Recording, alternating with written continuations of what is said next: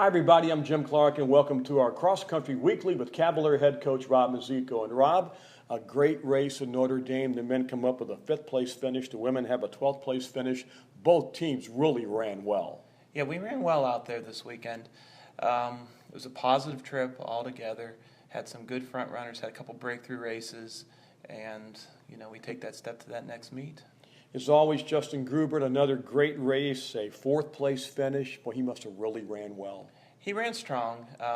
If you get to the nitty-gritty of it, he's got more in him. It wasn't one of his best performances. He'd be the first one to tell you that. But you look at it, it's even though he's struggling, the kid has got guts. And he fell back a little bit in the 4th mile right to the end, and then right at the very end, in the last 400 to 600 meters, he picked up all the places that he lost. So his just attention to that finish and his ability to pass people, is key for the team standings. How were times overall? Did the track affect times at all? It was slow this year. On average, I think it was about 30 seconds slow compared to last year.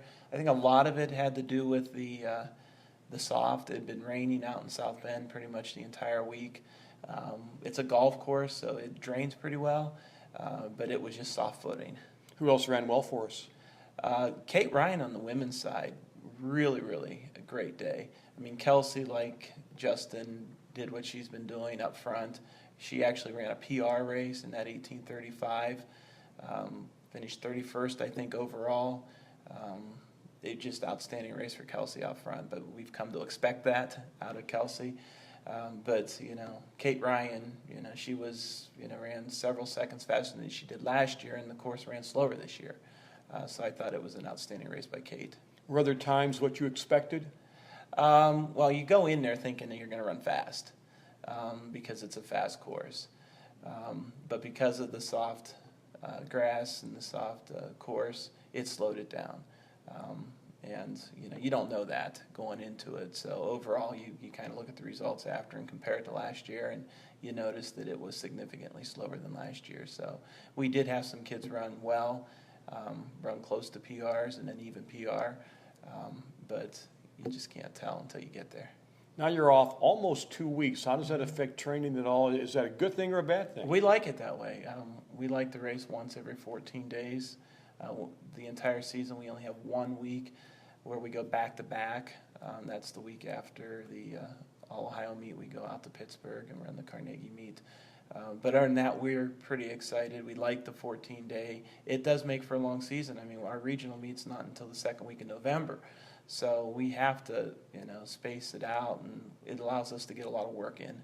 In races, kids can get excited about 2 back-to-back good races. You go to Notre Dame, what a great experience there. Then the All-Ohio, a top-notch meet. Yeah, everything on the schedule is top-notch. And that allows, the 14 days in between allows us to really pick our meets and go after the big ones.